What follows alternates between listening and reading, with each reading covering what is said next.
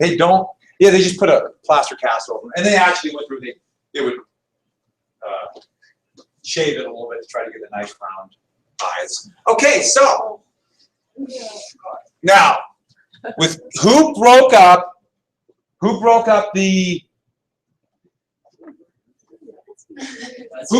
omnibus bill to separate bills to allow it to pass? No, Fillmore agreed to it. Someone said it, I think. Yeah. I'm confused if it's Frederick Douglass or Douglas Frederick. It's Douglas, aka. Or is it not even a Frederick?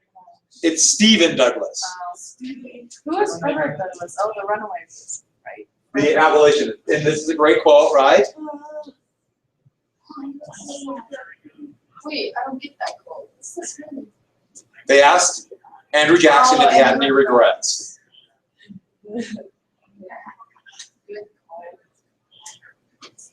And who's this? Raoul C. Calhoun. No, it's his twin brother. Oh, okay. Wait a minute. You can't do this stuff, okay? He doesn't. He's not. He's still alive. No. So there's Fillmore, there's Douglas. Now Douglas, we need to know, Douglas broke the bill up, and I think we got right to here, correct? So California Free and the Tough Fugitive Slave Act. Both of these were combined into one bill, and what section of the country voted for this one? North. Okay, so that's the first one. So it passed with northern support. The next one, a really controversial one. Utah, New Mexico would come in as popular sovereignty, or under popular sovereignty. Well, actually what the deal was, they write their own constitution, and so they could avoid the words popular sovereignty. Ironically, this passed with the same vote, but what section voted for this one? South. This is South. Because they would pick their constitution down the road. And if you didn't have this, I don't know if I remember I said this yesterday or not, but what this did is, and this is what we have to get, in essence, it opened up these two territories to slavery. It opened them up to slavery. This is a huge Southern victory. And so, especially on the bottomlands, on the Gila and a couple of the rivers in Arizona, there were a few people who tried to start plantations, small plantations, and force their slaves there. Next, a tough fugitive slave law would pass. And this would be really controversial because it said all U.S. citizens, by the way, when they say U.S. citizens in 1850, they're referring to whom? White men. White men. White men are citizens. They must help. Now, the Constitution says states must return fugitive slave laws. But what this says, all adult males must join a posse to run down people accused of being a fugitive. Remember, fugitive means runaway slave. They have to join. You don't have a choice. If you don't join this posse, you go to jail. This is a really, in fact, it's an incredible bill. I'll add Part B to this in just a little bit. Southerners, of course, voted for this. It was combined with this. The Texas border and their debt was resolved. Basically, the U.S. paid the Republic of Texas debt. Texas lost some land. So that is the Compromise of 1850. 3 big parts. 4 and 5, 3, and that first part. North and South. South voted for this one. This is a pretty pro-South bill. And it was really watered down because Henry Clay, for example, said no slavery, and he just turned it into no slave trade. And what was the reaction in Congress when they passed this law? The South are taking back power. What's that? The Southern are taking back their power. Well, actually, down the road, Northerners would think that, but not immediately. Remember I told you they were bringing guns and knives to the floor of the U.S. House and Senate? It was all of a sudden like, we saved the Union. And there was a celebration. And they came back together thinking, we have now resolved our problems. Oh, sure, there's still problems there, but the Union has been saved. It really was a celebration that would last about 5 years. This kind of good feeling, even though it would be chipped away, then fall apart. And the thing was, did they save the Union? So there's no more union left. The union is gone. What is the country we live in today? They saved it for 800 years. And then it's gone. That makes sense. South Seceded. Yes, there's going to be a war, but is the union still here? Yes. See, this is the thing. We can't prove it did or did, if it saved the country or not.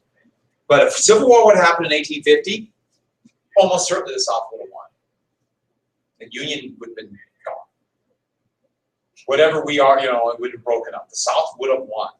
In the 10 years, the population of the North went up by almost a third. Massive industrialization of the North. Massive industrialization. So what you got to get is here, in those 10 years, the North changed dramatically. Dramatically. It didn't mean that they're absolutely going to win the war when it would begin in 1861, but it allowed the North, helped the North win.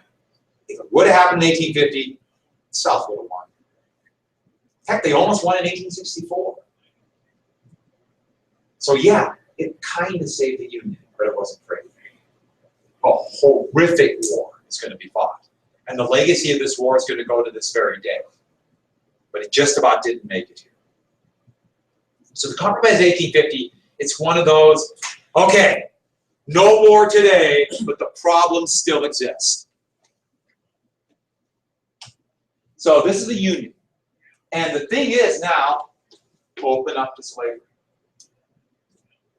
And you notice, even though the Missouri Compromise said this would be free, remember the 3630 line? It was still so controversial, it was still technically unorganized. The Fort Laramie Treaty still applied, and the Army essentially still controlled this, the Department of Missouri, they call it.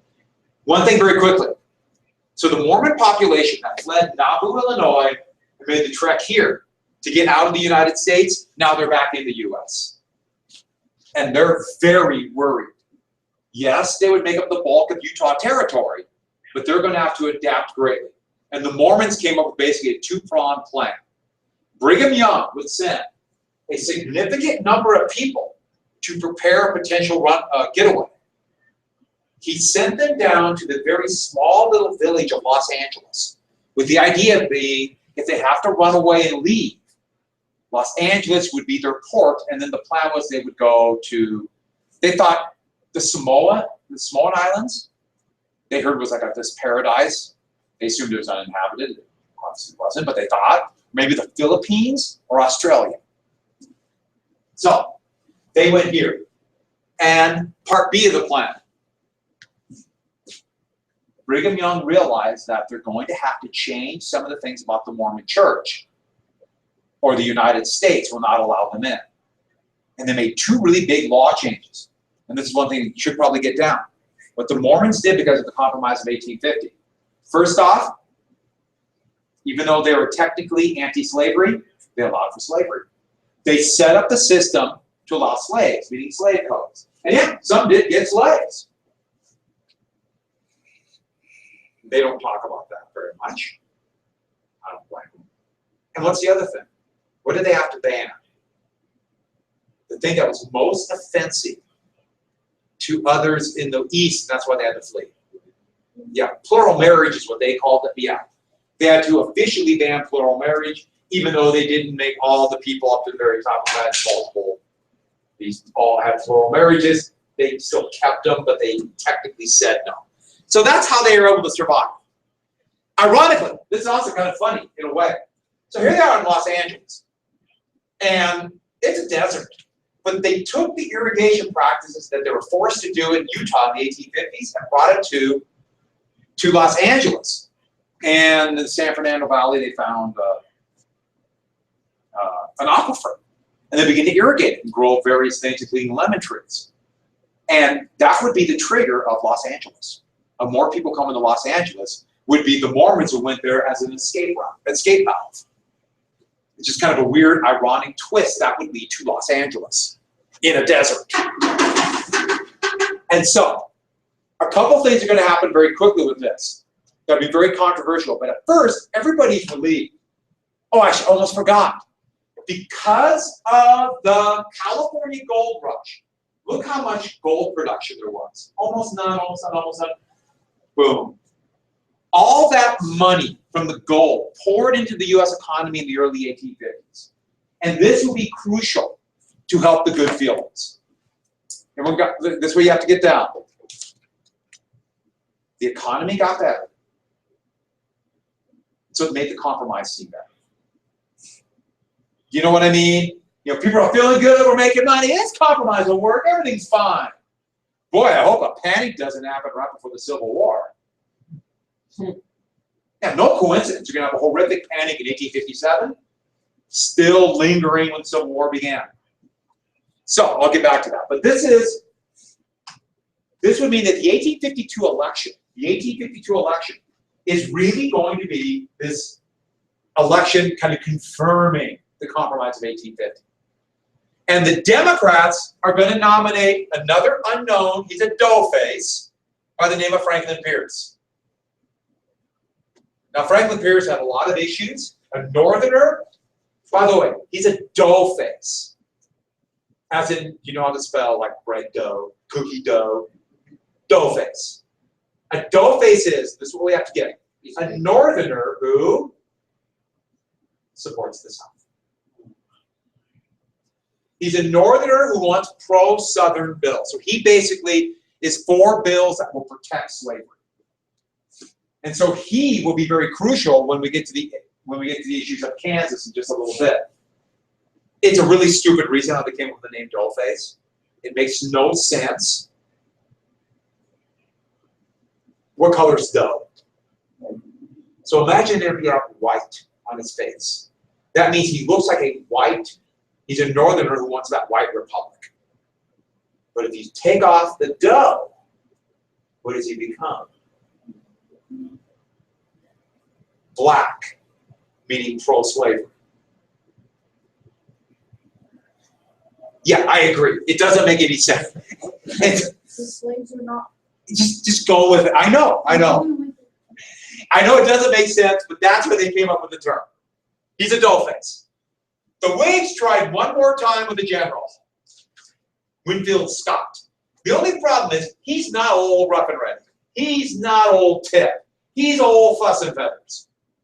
Fuss and feathers doesn't really get people to say, fuss and feathers, let's go, rally the fuss and feathers. Doesn't work. So the Whigs are actually really hurt by the compromise. And then the Free Soil Party also is hurt by the compromise, and they would nominate John Hale, who was a Free Soiler from Iowa, and basically what it was is this election was, we saved the Union, everything's fine, and Franklin Pierce would win an overwhelming victory. It hid a lot of problems. It hid all of these issues that were under an undercurrent, showing that the compromise did not solve the problems. But on the surface, a huge victory. In fact, Southerners are thinking, Free Soilers are gone, we saved the Union. Not at all. Not at all. While this is going on, this is, you don't need to know, I have no idea why, I wanted to know this, I typed it in, and I realized I don't need this. But Harriet Beecher Stowe would write her very famous abolitionist novel, what is it? Uncle Tom's Cabin. It's going to become an international bestseller, and even though she had never been to the South, she wrote a very poignant story about slaves and their courage. She called it Life Among the Lowly, was actually another name for it. How did the South react to Uncle Tom's Cabin? Yeah, they banned it, it terrified them. They saw this as a direct attack on themselves, especially because it attacked the fugitive slave law. And the fugitive slave law, more and more, is becoming an obsession with the South, the fugitive slave law. So this book, very important for shaping society. It's a good story, but it's hard to read for somebody today because of the style of 1852. One more thing I have to add. Uncle Tom in this book is a major hero who led his family over the Ohio River, a very brave, courageous man. Well, in this era was something called minstrel shows. Some of you might have heard of these. in going into the next century, they'd be part of what's going to be called vaudeville. These kind of little shows. They'd be a little funny with music and songs people could sing along with. And they did minstrel shows of Uncle Tom's Cabin. And they turned it from an heroic story to basically making fun of blacks. Making fun of black people, which was very common in minstrel shows. A very racial undertone. And they turned Uncle Tom into this kind of a cuffy or a sambo. Remember those terms? They turned him into that. And really insulting. And so going into the 20th century, Uncle Tom went from being a hero to being someone who's subservient and obeying whites. And what we have to get is this. Uncle Tom is going to become a major insult that blacks would use amongst themselves. If they see somebody who's not truly supporting equal rights for blacks, for example, for all people in the 1960s, they would say, he's an Uncle Tom. An Uncle Tom, you're an Uncle Tom, you're an Uncle Tom.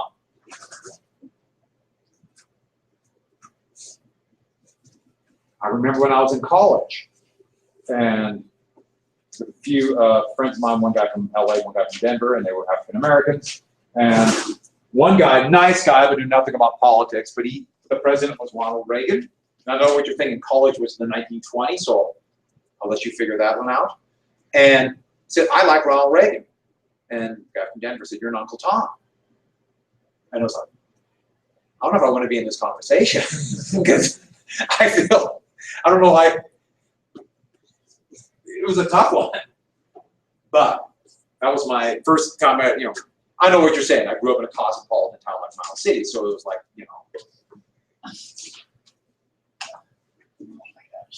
The fugitive slave laws would become hated in the North. Not just because of what I told you, all people had to join a posse. This is the other reason they hated fugitive slave laws. I'll tell you personal liberty laws in just a second. What would happen, and especially after the fugitive slave law, is that there would be bounty hunters. They're called kidnappers and slave catchers. And they would go to places where they knew there were a lot of fugitives or freed blacks. And they would find fugitives, bring them back to the South, and get the reward. Did you notice I used fugitives? Tell me what a fugitive slave looks like. He's black. So they would kidnap free people, take them south, and sell them into slavery. If you've ever seen 12 Years a Slave, which came out a couple years ago, a good movie. 2 years ago. Was it 2? Didn't I say couple? Yeah. It means over. Yeah, a couple means 2. Few means 3. Quattro means 4. Oh, that's true. I know, but no one's saying it. There's quattro people over there. Oh, that's true. That's also true. Very honest. So, they got kidnappers, and the thing was, the Fugitive Slave Act had something to do with this problem. If a slave hunter, which they really were kidnappers, would catch a person and say, this is a slave, they go in front of a judge. And the judge would decide, free person, slave. But to pay for the administrative costs for the judge, $5 the judge would get to pay for his time if they found him free. 10 if they're a slave. Doesn't that sound like the game's rigged? Now, supposedly there was more paperwork and time involved, but boy, doesn't that sound dishonest? So not only would this allow for free people to be kidnapped and forced into slavery, all white citizens had to join posses to run them down, or they'll be arrested, and then the judge has it rigged. That is why northern states started passing personal liberty laws, which said, hey, if you're a citizen of this state, you don't have to obey the fugitive slave law. You don't have to obey it. You have liberties in this state. And actually, they do. The Fugitive Slave Act, at least that part, violated, you could argue, violated the Constitution. But the Southerners, they just went nuts. Southerners did not see this as, oh, we have a disagreement over the law. No, they saw personal liberty laws, once again, as a direct attack on their very way of life. You're coming to kill us. Slave rebellion, destroy our way of life, they put it all together. And so they were furious about this. Northerners don't obey the law. Southerners wanted a strong government if it protected slavery. They wanted weak federal governments if it hurt slavery. They didn't care, just protect slavery. I'll talk more about this a little bit later. While this is going on, Southern ambition did not end yet. First off, write down the Austin Manifesto.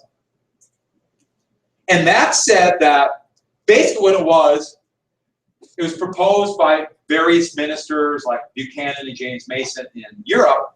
Hey, we should get Cuba. And turn Cuba into what? And Cuba could be 2 slave states. Southerners had had their eye on Cuba since before the War of 1812. Heck, they never quit looking at it. The United States would fight a war. They'd fight a war in 1898 called the Spanish-American War to get Cuba. Well, it didn't happen, but Northerners looked at it once again. Look what slave power is doing.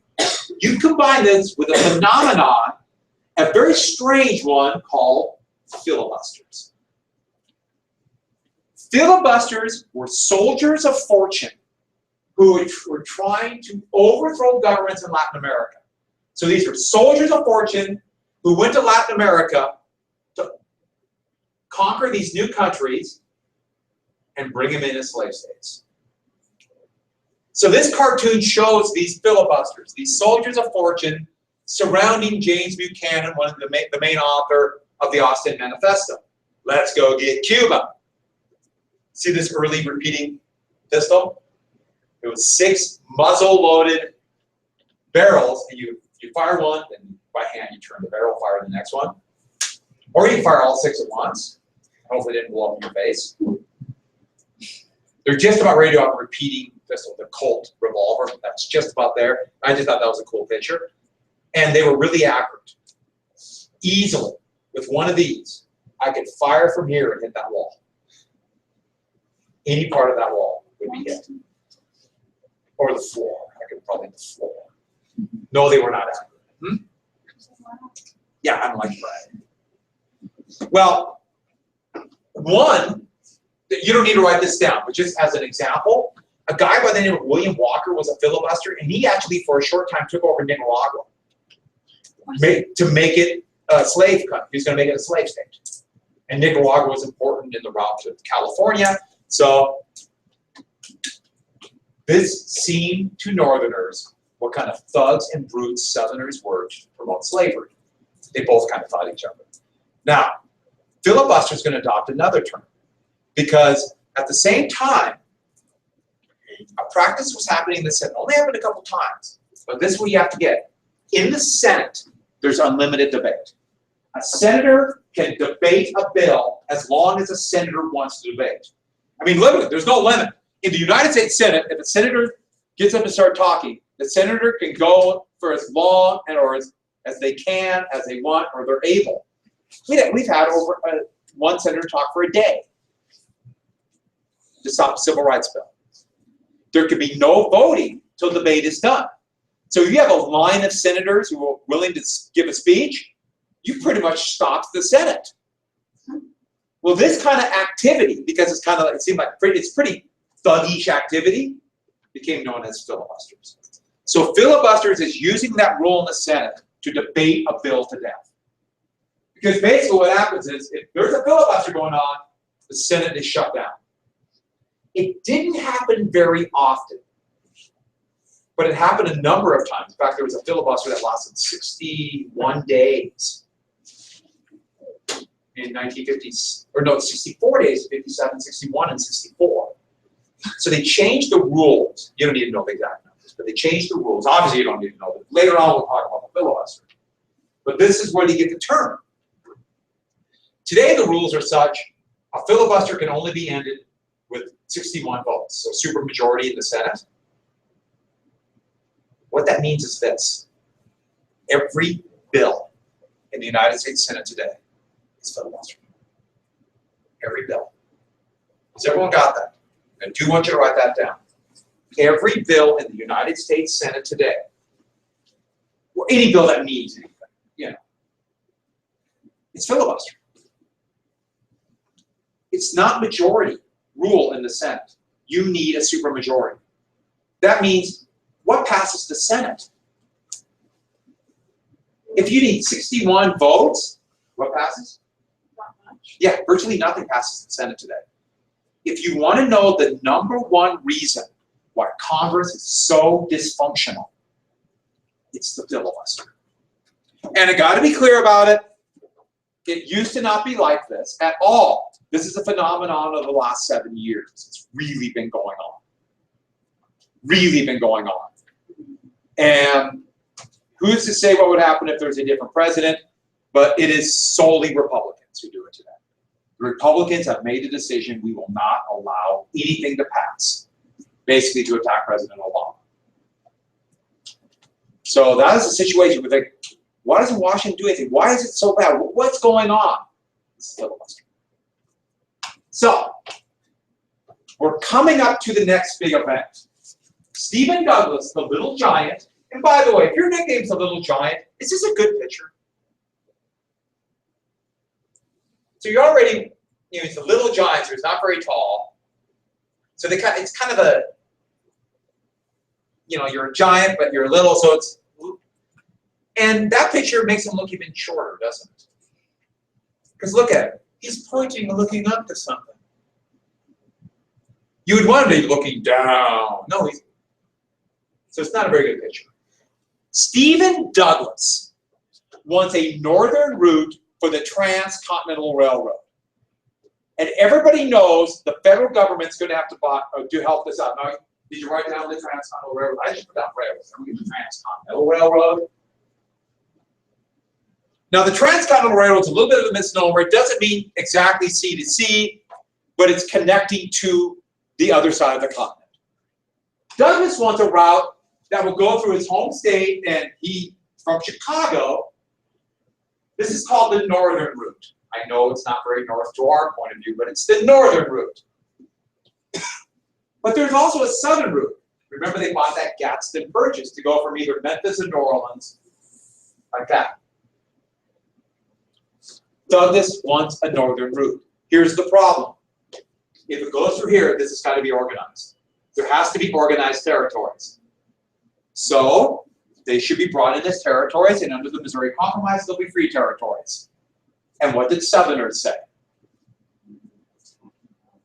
What's that? Yeah, how dare you do this? And what Southerners said, you want your railroad? You ain't gonna get it. It's stolen through here. Unless you do what? What law said this would be free? What law? It was 3630 allowed for this. What's the name of that law? Oh, Louisiana. It's of the Louisiana Purchase, but what law? Come on, people, it's a compromise. What law? It's the Missouri Compromise. Yeah, I heard a few people finally get that. That's the Missouri Compromise. And so they said, get rid of the Missouri Compromise, and you get your law. And that's what Douglas did. Douglas made a deal with the devil. Really, it's the only way to describe it. And passed, would get the Kansas-Nebraska Act passed. And the Kansas-Nebraska Act did two things. It repealed the Missouri Compromise. So it didn't have anything to do with, you know, Minnesota and Iowa will be free. That already happened. But for the rest of this, Missouri Compromise is gone, and then two new territories, Kansas and Nebraska, popular sovereignty down the road. Kansas, Nebraska, popular sovereignty, which meant, just like here, it opened up these two territories of slavery. Has everyone got that? It opened them up because they'll have to decide their situation. And what happened was, regardless of party, all Southerners voted for this.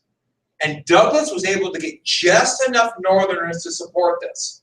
But the North was furious. The Missouri Compromise was seen as almost sacred, this 3630 line. And now they just threw it out. This is, and put this down somewhere, a turning point. The Kansas-Nebraska Act would be this turning point moment. We have all these events leading up to it, and then boom, Kansas, Nebraska. Once this happened, especially looking back as hindsight, you know, we have that advantage. War now seems inevitable. War seems inevitable. The Whig Party imploded over Kansas, Nebraska. The remnants of the party disappeared. All Southern Whigs joined the Democratic Party. Northern Whigs went looking for another party. Free soil Democrats were furious. I can't even begin to describe this because civil war then began soon afterwards in Bleeding, Kansas. Free soilers and pro-slavery people poured into Kansas. There were more free soilers that moved in than pro-slavery people. Kansas really isn't that good a land for plantation agriculture. It's good for grain, but that's about it. Who's been to Kansas? It's a beautiful drive. It goes on and on and on for miles. And if you like wheat, they have wheat. And if you don't like wheat, they have more wheat. What happened was, pro-slavery people, there weren't that many that actually moved to Kansas, but they were reinforced from people crossing over from Missouri. Pro-slavery people are going to be called border ruffians. And they did everything in their power to intimidate the more numerous free soil people. Anybody know the nickname of the free soil people? There's about 7 different versions how this name came about, so I don't know where it came about. The free soilers who went into Kansas were called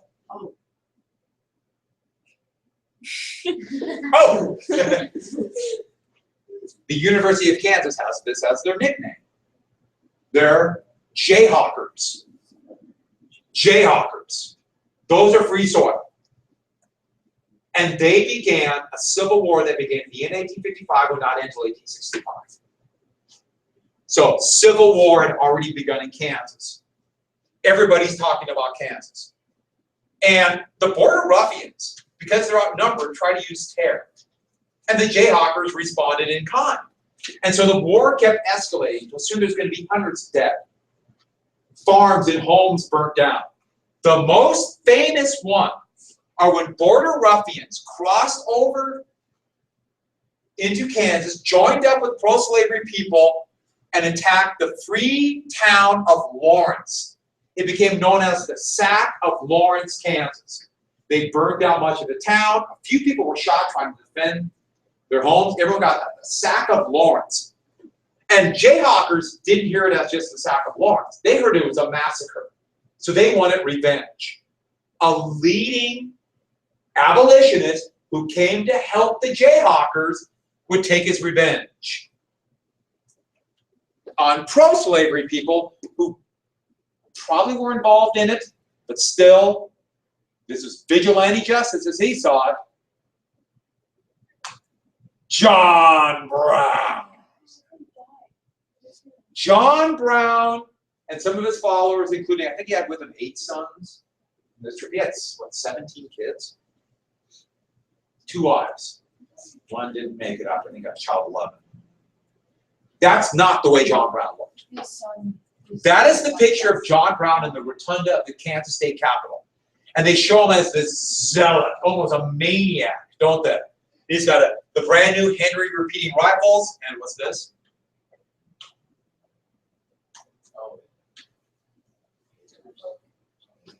A Bible. No, he was clean shaven. This is what he looked like. Eventually, we'll get there. And like I think I told you before, that was my yearbook photo for many years.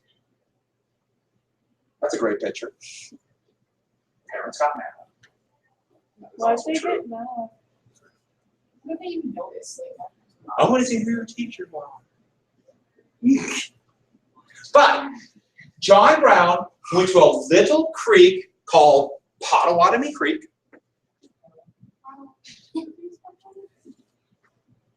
Pottawatomie. Pottawatomie Creek, and there, in the middle of the night, They went to the homes of 5 pro-slavery people, pulled everybody out, and butchered everybody in the house with broadswords. As he saw it, this was retribution for what happened in Lawrence. Now, it is cold-blooded murder. They thought it was a massacre. I mean, these kind of guerrilla wars are always the worst. And so Potawatomi Brown is going to become the most wanted man in America. That's why he's going to grow the beard and eventually have to go to New York and hide amongst abolitionists. But a few months later, before he fled at Osawatomie Creek. Yes, it really is Osawatomie Creek. John Brown and his followers beat off border ruffians and saved Free Soilers. Osawatomie Brown, hero of the Free Soil movement, somebody who's finally standing up to those thugs and filibusters from the South, or Potawatomi Brown, the brutal killer who's going to come in the middle of the night and cut your throat. It really depended on who you were. Well before Harper's Ferry, John Brown became one of the most polarizing figures in American history. Interruption. We have a couple announcements this morning. Football equipment check-in is tonight after school. Again, for all football players, football equipment check-in is tonight after school. Also, if you enjoy going to the movies for free, or how about enjoying opera, then come and join the Opera Club. Meet with Mr. Anderberg in room 210 for opera tickets and for more information. Also, on Friday, Opera Club will be meeting at lunch to discuss this upcoming Opera Lulu. Hope to see you there.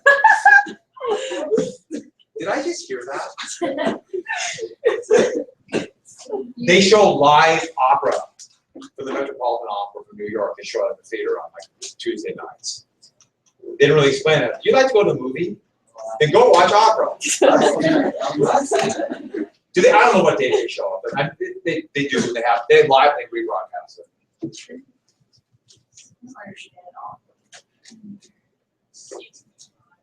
Opera, basically, it's very simple lyrics, sung very dramatically. Very deep voice, you know, these great sopranos singing, I love you back. That's really the whole thing, but John Brown. Okay, we'll finish this tomorrow. So everyone has a list? I'm not going to do anything else. The test on Friday will be, I've already decided, will be the hardest test you've ever taken. No vowels. No vowels. Figure it out, people. No vowels. Are you being serious? Yeah, basics. Basics math.